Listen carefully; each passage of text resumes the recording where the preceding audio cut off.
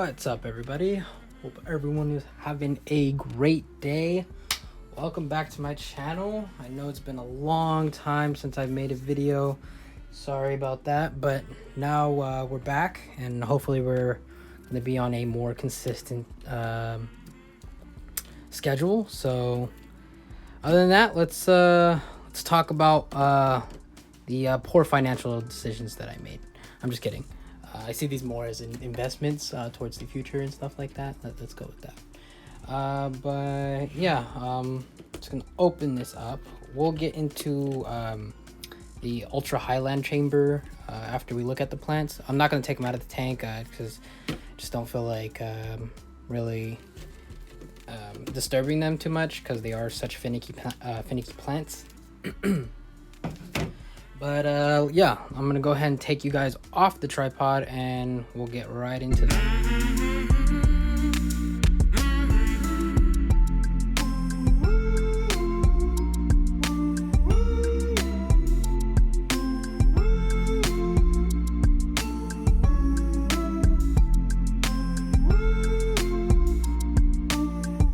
All right, so what exactly are we looking at here? What plants cost me so much money? So we'll go with the first one. This one was acquired from Native Exotics. They still have a couple on there, I believe, on their website, but it's a very interesting Nepenthes cross. This is Raja cross Edward Siana. This is Clone Dose. This is 2. So yeah, this one starting to pick up some size here. It's pretty nice. Obviously it's going to be a little bit slower because of the Edward Siana in it and Raja. They're both kind of slow growers, but you know how it is. Finally just put on a little leaf jump there. As you can see, it's a very small plant. That's my fingertip. But yeah, you know, lots of potential with this one, and I'm super excited for sure about this one. And then to the right of that is probably my most expensive plant to date. I do have another most expensive plant, but it's not here yet, so I'm not going to cover it. And I'll make a video about it by itself. But this is the famous Nepenthes Red Hairy Hermata. As you know, these are probably the most difficult in cultivation to grow. For me, so far, I haven't really seen that. But like I said, I'll get into what I built for it and everything. I mean, this is all for that plant. It started off like that. So yeah, as you can see, almost has 2 growth points there, which is really cool. Hope everything goes well with this. We planted it in our jungle moss here. It's a lot looser substrate and really easy draining, so it's not holding a bunch of water. And then on top of that, we have it in a tank that has a drainage layer, so if there's any excess water, it's going to go all the way to the bottom. And by that time, I don't water this every single day because the humidity stays up so high. As you can see right there, it stays between 80 and 90% humidity all the time. So the water, everything in this tank pretty much stays pretty moist. But yeah, that's the Red Hairy Hermata. Very excited about it. It's kind of funny, all my most expensive plants are extremely small, but so be it, you know, that's just how the name of the game goes. But yeah, that is my Red Hairy Hermata. So then we're going to move to the right of that. This is the plant that I've been trying to go after for so long. I finally got my hands on one, actually by accident. This always ends up happening, so I actually have 2. So these are both Nepenthes villosas here. This one's from Native Exotics. I believe this is just a random clone from them. And then this is the BE clone of the villosa here. Sorry about my big old hands. They're not that big. And this one was acquired from Carnivoro. And this one's much bigger than the one from Native Exotics, but I always like seeing them at this size because this is just 100% you that's growing it. And you know, you never know what you're gonna get. So this is a Nepenthes villosa. This is a Nepenthes villosa. As you can see, because of the ultra Highland chamber that it's in, it's also about to give me kind of a leaf jump. I'm not sure yet. We'll have to see. Very exciting stuff. But as I can see, all of these Nepenthes are all in our jungle mix, except for this one. This is just in our normal sphagnum moss mix. Then the second most expensive plant that I acquired is the famous Nepenthes villosa veitchii, also acquired from Carnivoro. So this one is probably the most exciting cross that's probably come out thus far, at least in my opinion. As you can see, it's gonna be quite a looker. I'll try to post like a picture of it somewhere in the screen somewhere of the parents, but yeah, man, this is gonna be pretty crazy. The veitchii that they used for it is very colorful, very squat, and the villosa parent is also quite a beauty. But yeah, as you can see, the pictures are already all red, and compared to the just normal villosa, it's green. So you can see that the veitchii's characteristics is already pushing through here. Very cool to see. And I'll definitely keep you guys updated about this for sure. All right, so that's pretty much it with what's in the tank. The tank itself is an Exoterra. You just have this open door here. I just went ahead and laid some sphagnum moss on here. The tank itself is actually not expensive at all. It's about $40 for just an extra small, and then everything else I'll get into details. This also has just a normal Zoomed temperature gauge. As you can see, it's 79 degrees in there and 80% humidity. Obviously I'd start having the temperature drop by now, but you know, because of the video. So what we did for the top is just I'm not gonna lie, I'm more about function than I am about form, I messed that up, but I'm more about the functionality of things. So as you can see, this is just saran wrap to cover the top, and then right here is our port for the air that's going to be extremely cold when it comes in. Nothing fancy, it's just some normal saran wrap there that's on top with a little hole. And yeah, so that's pretty much it. The reason I like Exoterra so much is, first off, pretty much all my tanks are Exoterras. And then it has also like these little gauge tops here, and you can go ahead and put like your little sockets and stuff, just random stuff. And it's the easiest to get into out of all the tanks. Instead of like an open top tank, I never even removed this. It's actually probably like one of my first times, other than when I installed it. But yeah, I just love them because they, you know, the functionality of them are pretty awesome. All right, so I'm gonna go ahead and put you guys back on the tripod so that way I can show you what we do to cool down this tank for nighttime drops. So stay with me. So we have the tank here, just standard like I just showed you. And then I'm gonna go ahead and grab what we use to cool it down. Now, same thing with this, it's kind of ugly, I'm not gonna lie. This is the first mock-up of it, but it took me a little bit of time to figure out everything, where to source everything and figure out how it would work. I always had this idea in my head, because I'm not really about putting a big old freezer into my room, Nepenthes room, and I don't think my wife would let me do that.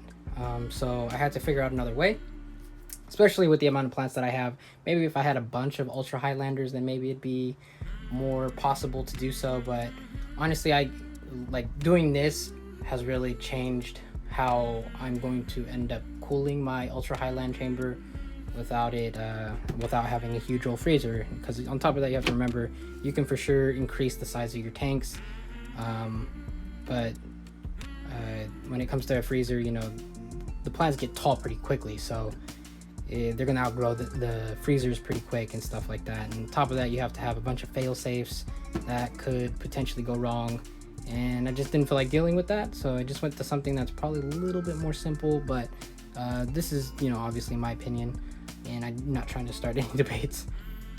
But let's go ahead and show you this monstrosity of a thing. So I'm gonna move this out of the way.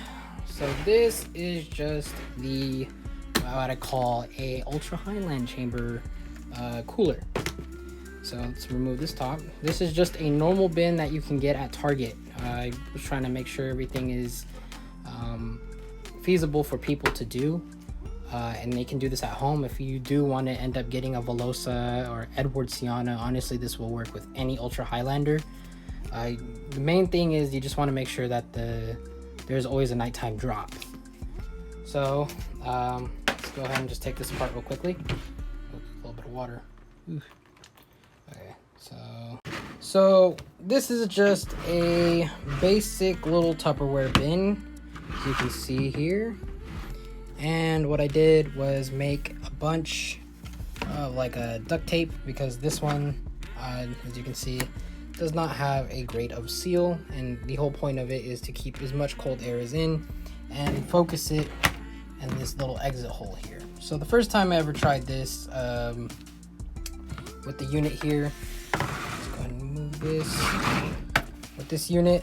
And what this unit is, if you don't know, this is actually an Arctic Air. So you can actually get this at probably any Target. I found this one at Home Depot.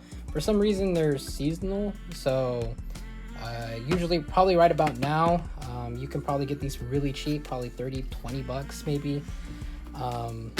And what they technically are is a mini swamp cooler. That's literally what they are.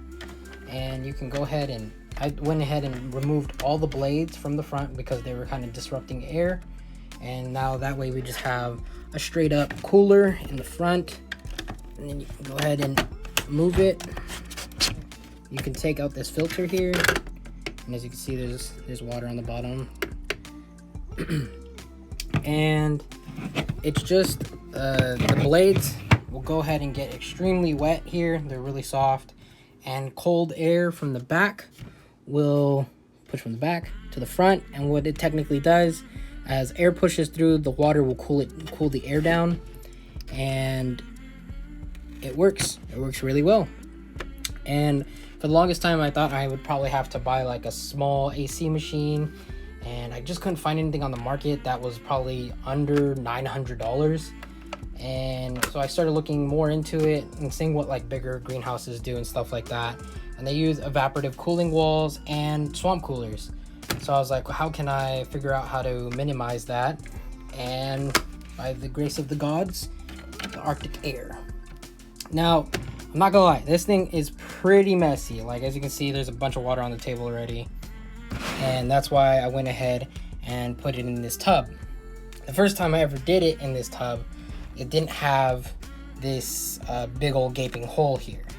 What I did was I had a bunch of little holes. I put the machine in.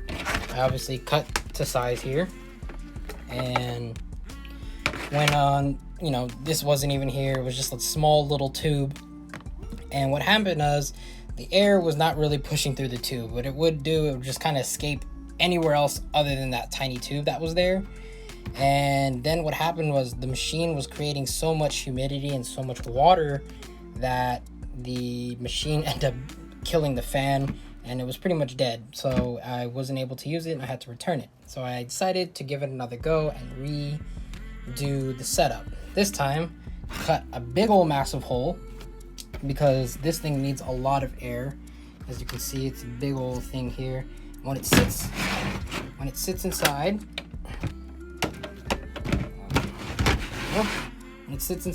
the top would be about here, and the fan gets a bunch of air, so that way the cold air is not escaping from the back. What I also did was I created these little buckety flaps here. As you can see, it's just aluminum foil and some duct tape, and when it sits inside, it creates like a pretty decent seal. Honestly, I'd never feel air come through the back here anymore. Did the same thing on this side. Then I went ahead and created these small flaps throughout, which would keep the air in once this lid comes and seals it. So let's say you go ahead and do that now. You have the filter and everything. Oh, one other thing is that you can also put this filter in the, like a filter. You can go ahead and put this in the freezer and keep this wet and it'll completely freeze it. And now you have a extremely cold filter that you can go ahead and put in the machine. And this, once this is closed, the lid's back on, then there's one extra piece, it's on the floor, which is this piece here, just a normal hose that you can get at Home Depot, pretty much any hardware store. And you have it, you put in the top, and this will this will definitely drop the temperatures from, like, let's say right now the temperature is probably about 80 degrees. It'll drop it all the way down to like 65. Honestly, you know, when they say you can like Velosas need a drop of about 40, that's really hard to do without having like a freezer. But so far my plants absolutely love the temperature drop. And I think the main thing with Velosa, Edwardsianas, Rajas, pretty much any ultra highland plant, you want to make sure to keep the humidity extremely high, probably within the 80% range, pretty much at all times. Because first off, red hairy Hermata does not like low humidity, and even Veitchii and stuff like that, they don't like low humidity. And I figured, you know, putting some cold air, keeping humidity high, the plant would enjoy it. And so far we have leaf jumps on every single plant that we have in here. So, you know, the proof is in the pudding, at least that's what I think. But yeah, this is a great way to, you know, do it cheaply. Building an ultra highland chamber. So if you do want to get like a Velosa or an Edwardsiana, etc., you know, try this out. Honestly, you guys could probably build a better version than I do. I just built like a little buckety version, but you know, somebody out there could build something that's way better than what I built. But yeah, it's definitely feasible to have an ultra highland chamber without having a freezer. So the next cut we'll do, I'll show you guys how this works. I'll go ahead and start putting it together. One other note is, don't put water in this. You put water in this, it's gonna flood. It's gonna flood really bad, and you're gonna have a bunch of water here. No matter what you do, there's always going to be water in here. But once you put water in here, all this machine is made to do is spray water, and then the fan pushes it onto this filter. So what I did, I read a bunch of forums on Reddit and stuff like that, and you know, they're not talking about what I'm using it for, just the Arctic air in itself. But one guy mentioned, you know, remove the tab and fill this completely with ice and add very little water. What's going to end up happening is that the little bit of water that's in there, that machine's going to constantly spray onto this filter and keep the temperature very cool. And it's worked. It works really well. So what you're going to want to do, you're going to always want to, this is pretty much a daily maintenance thing. You're going to have to fill this with ice every single day, and then you're going to want to swap out the filter with the cold one. So you can either get 2 filters. You probably can just buy it on arcticair.com or eBay or whatever. I have 2 filters, so that way I can interchange throughout the night, or not interchange every other day. But yeah, it works. Even if you don't have an extra filter, it still keeps it cold as long as you put ice on the top of this here. So it has 3 modes. I would say always use the 2nd to 1 mode. Use the 3rd mode. This thing is constantly just spraying water and just kind of wasting it, and then it just fills up this tank here. And what you don't want to do is you want to get the water level too high, because then the fan can hit it and destroy the machine. So what I did in order to not have that happen, I went ahead and drilled a little hole here, and I have a drain tube here. So when it comes time to like remove everything and swap out filters and, you know, stuff like that, I just this is plugged when it's on, but when it's time to change the filter out, unplug it and then let the water drain. It's the best idea that I've had so far. But yeah, so that way, you know, you don't have it leaking from the back and stuff like that. When you guys first try it out, you know, this trial by air, honestly, you want to create these little flaps so that way it stays tight to the machine when you put the top on. So that way there is no escape of airflow. The only thing I would say is the airflow escapes is from the top here, because this is where the fan filter starts. But yeah, other than that, this is just aluminum foil and duct tape, and it bends pretty easy straight to it, so that way there's not a lot of air that escapes from there. But enough from me talking. I'm pretty sure you guys are tired of that. I'll go ahead and show you guys this thing in action now. This is actually on the bottom shelf of all of my plants because it's a little bit more of an intricate setup, so there's a lot of running things. So we just have a standard LED light. You can acquire these at Home Depot, and that gives that plants plenty of light to grow. So you can see the most expensive ones. So we have everything set up now. The chilled out filter is in there, and the ice is in here. Nothing fancy, just normal ice. And you still want to use 100% zero ppm water ice to make the ice and stuff like that, because you have to remember that it's still going to be very high humidity and the water is going to be in the tank. So these plants are super finicky, especially Velosa. So you don't want to mess around too much with that. You want to keep the ppm low for that. So that's what we use here. So let's go ahead and take a look at the temperature. Right now we are at 79 degrees, 79.3 degrees. So let's go ahead and turn this on. It has a couple modes. So as you can hear that, it's a little loud, but nothing too crazy. That's on its highest setting, and then you can go ahead and go down to 2. And now it's creating a nice little vortex here, and this is just a normal cup that I stuck in, so that way the air is more focused straight to the bottom and into this tiny tube. Tube goes all the way over here and straight into the tank. Remember what we said, it was 79 degrees, not even a minute this thing's been on, and you're at 76 degrees and dropping.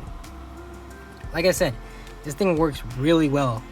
And here's the drainage hole. So you want to go ahead and plug this because the cold air can come out of this. Right now there is no water in there.